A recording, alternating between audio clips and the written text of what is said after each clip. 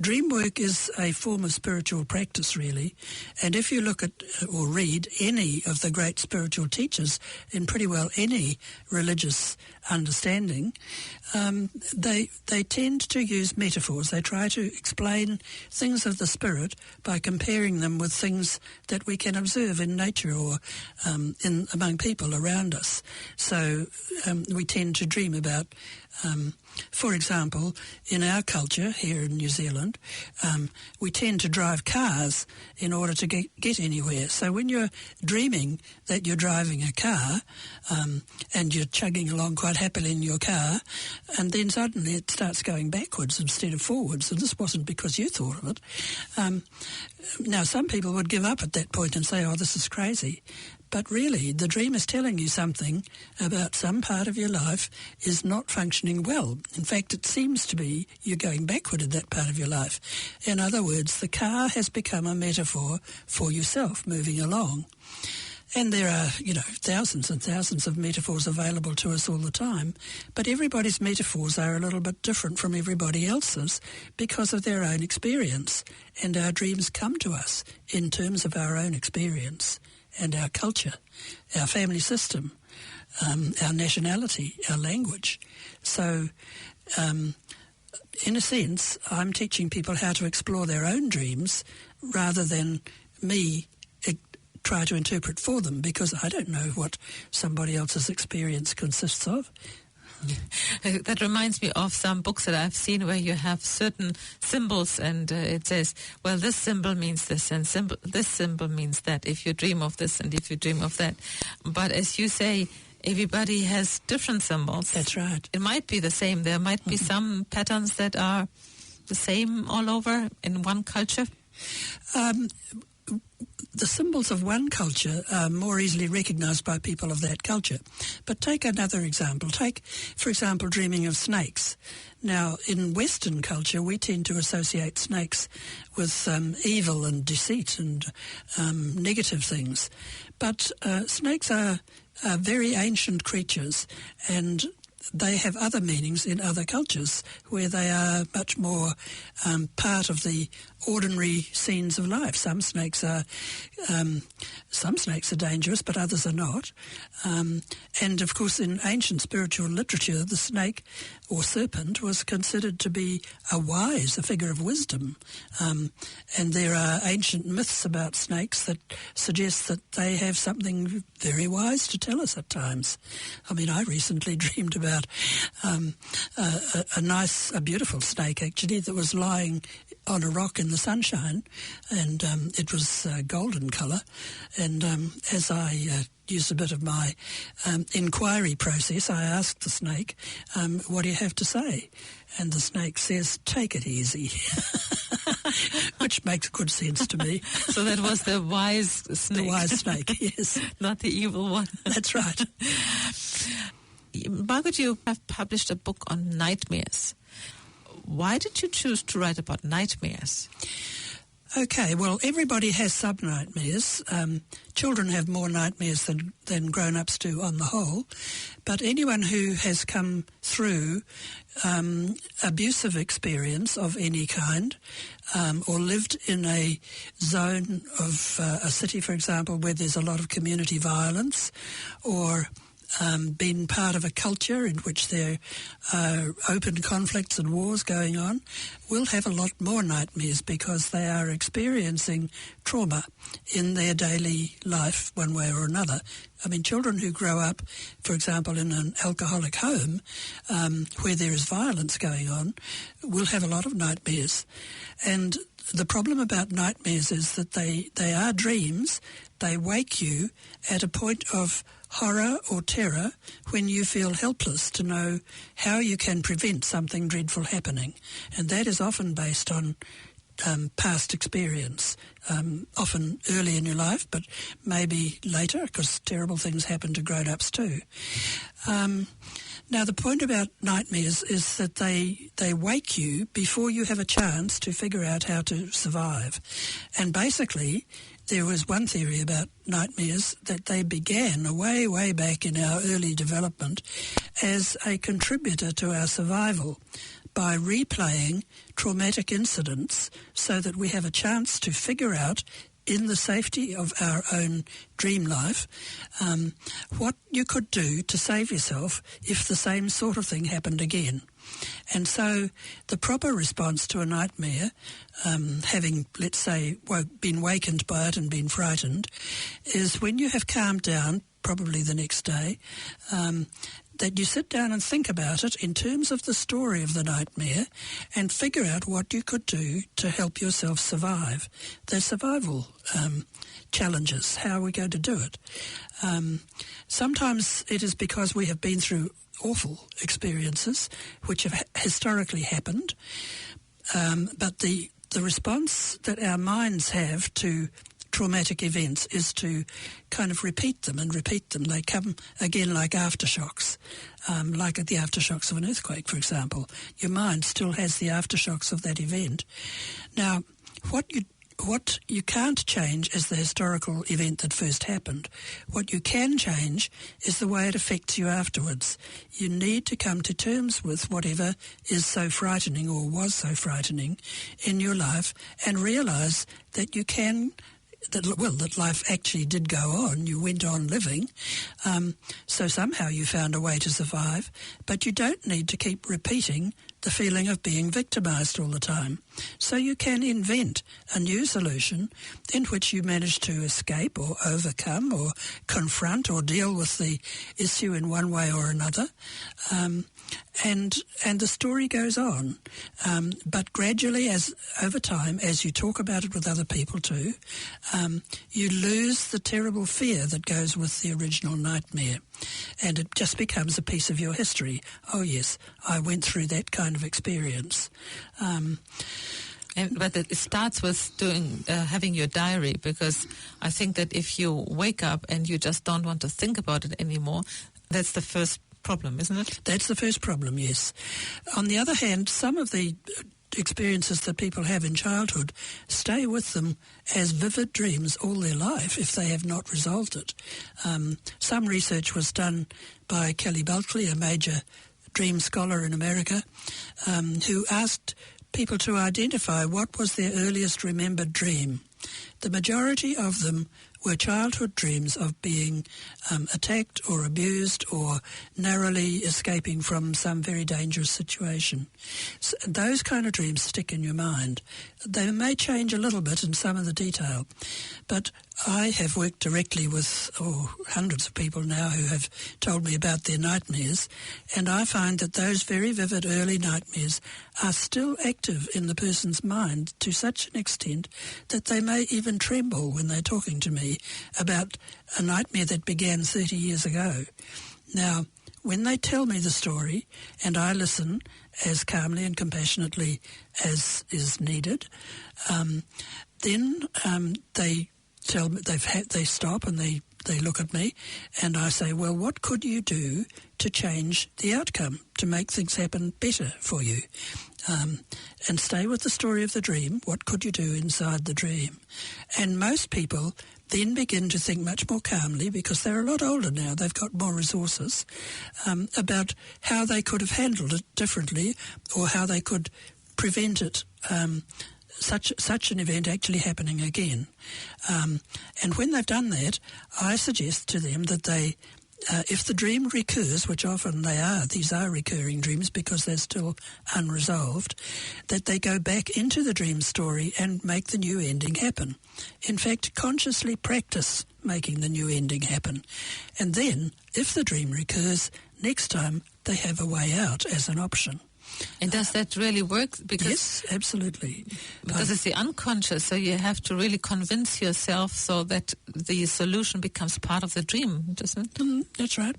I mean, the dream, these recurring dreams that cause such a lot of distress are following a neurological pattern that's got embedded in the brain by being repeated over and over.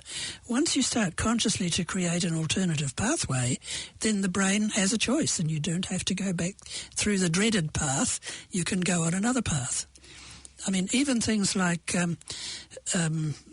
actually believing that you're going to die. I mean, one of the options is actually to take yourself through the gateway of dying, the transition, into the spirit world, and imagine yourself as a spirit surviving. In fact, some people even do that within their dreams. Is that when you change your dreams in a way, is that kind of lucid dreams? Lucid dreaming is a particular skill that some people seem to be born with. A few people develop. Many people try to develop, but it doesn't come naturally to most of us. What you can do, though, is when the nightmare has woken you up, you then you're awake. Then you consciously think of a solution, and when you've calmed down, you go back into the dream and apply the new solution. And I have known people who have resolved years of painful nightmares by simply doing that. I mean, one man who came to me had a terrifying dream that he had been dreaming as long as he could remember. And we searched through his life experience to find anything that might have triggered it, and we couldn't identify it. But when I asked him, were you ever hospitalised when you were a child? He said yes. He had been told that when he was 1.5 years old, he had been put into hospital with croup. Now, croup is a terrible coughing process, and the solution used to be, anyway, to put you inside a kind of tent with fumes that would release the blockage inside you. Now, a baby of 1.5 years old, in the days when parents were not allowed to stay, would, of course, be handed over to the nurses, carted a long way to a room, put into a tent, and assumed that he was going to die. Now, this guy that I was working with had been carrying that dream imagery, well, the sort of the feeling of it anyway, all of his life. Once we identified what had caused the start of it, and it used to disturb him terribly, and recognised, well, this did happen, so you can't get rid of it completely. You've got to think of a new ending. Well, then he started to think of a new ending, and he figured out that he could confront this awful doom shadow that kept approaching him to take him to his death, he thought. He could look at it and he could say, I can leave my body. Now, once he turned round and did that within his dream, having practiced it, he found that the doom threat disappeared out of his dream, and he was no longer afraid. And he was so excited by this discovery that he did it several times to make sure that it would work again. And then the next time I saw him, a week later, he said, well, this is amazing. I haven't had any more of that dream, that nightmare. Furthermore, I'm sleeping better.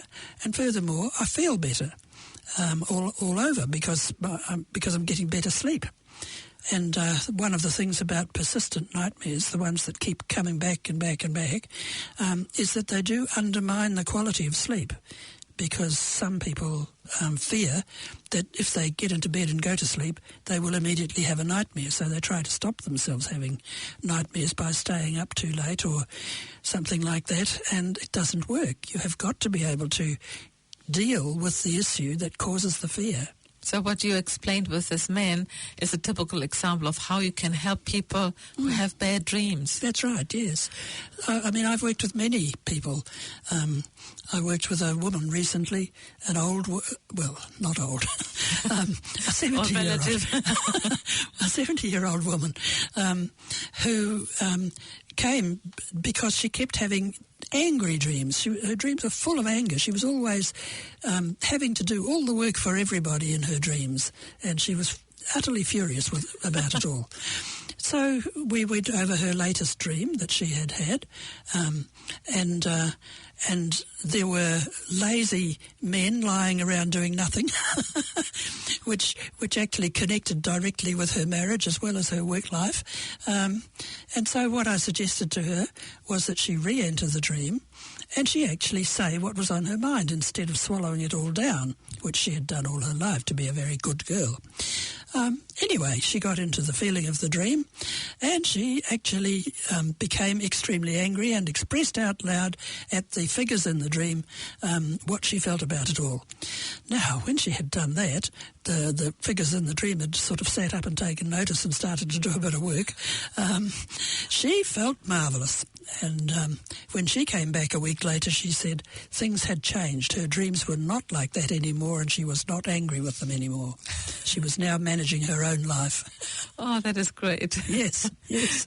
So just to help people understand their dreams and what they can do, that is already, it's opening new horizons for the people. Yes, yes, because when they suffered whatever the experience was, especially if they were young, they may not have had much power over their life. But now when they're older, a few years older or maybe a lot of years older, they have a lot more power and a lot more options. And you can always call a spiritual figure in to help you in the dream. Now what would you recommend to people who would be interested in their dreams but can't remember when they get up? Well, first of all, make sure that you have a pen and paper right beside the bed, ready. When you go to sleep the night before, make a commitment to yourself, whether it is simply a direct statement or whether it is a prayer, that you intend to remember your dream in the morning and write it down. Like it's parallel to the kind of self-hypnotic processes that are used by athletes or performers of any sort, that they commit to doing a good performance the next day. Same sort of process, you commit yourself. Now, if you have a radio that have an alarm that switches a radio on, switch the radio off, because the radio would pull your attention away directly out of the memory of the dream. Give yourself time, give yourself a minute or two to actively recall what you were dreaming about. Now, you won't catch one every day, but you might catch one a week, or you might catch several in a row when you're going through a crisis in your life, and then perhaps not any for a while because life has settled down again. But any disturbing process that you're involved in, big changes of any sort, you are likely to have disturbing dreams, even if they're not as big or as hard to deal with as nightmares. Mm. So that means also if some of our listeners can afford sleeping in until 8:40, until our radio program starts, it would be good if they wake up 15 minutes earlier and write down their dreams and then have the radio on. After they've written down their dream, yes. I think that can open many horizons and maybe give ideas also for maybe you want to write something, or you want to write poetry, or write a story. Yes. If you have already your dreams, you might have excellent ideas. That's right. It doesn't always have to be a nightmare. That's right. I mean, most of the great writers in literature have used dreams as source material. Many of the great artists have used dreams. Musicians have recorded music that they've heard and found later that they hadn't heard it here. It's come through a dream. There's a song called Yesterday that was sung by the Beatles. That one came through a dream directly. Almost every discipline in the human arts and sciences, has come through a dream.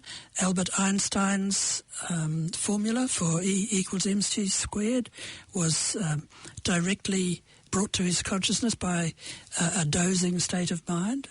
I think you don't have all the distraction of daily life when you're sleeping or when you're dreaming. Yes. And I think that the dream is it's not the deepest phase of your sleep, isn't it? Rapid eye movement sleep is one phase of sleep that you have mostly about 4 times a night. We go through a cyclic pattern of sleeping. We go down deep and then we come up again about every 1.5 hours. And at the peak of the cycle, each time it comes up again, you have a phase of rapid eye movement sleep, which can be recorded as a particular pattern of brain waves, and that's when you have the vivid dreams. We also do have some other kinds of slow-moving dreams in between. Sleepwalking, for example, is another form of dreaming. It's not the usual rapid eye movement type. Thank you very much. It's amazing what you can find out about dreams. And I do recommend the books that you have written. Everybody dreams. Everybody dreams. The problem is remembering. Yes, and writing it down so that you remember it past a few minutes. Thank you very much, Margaret.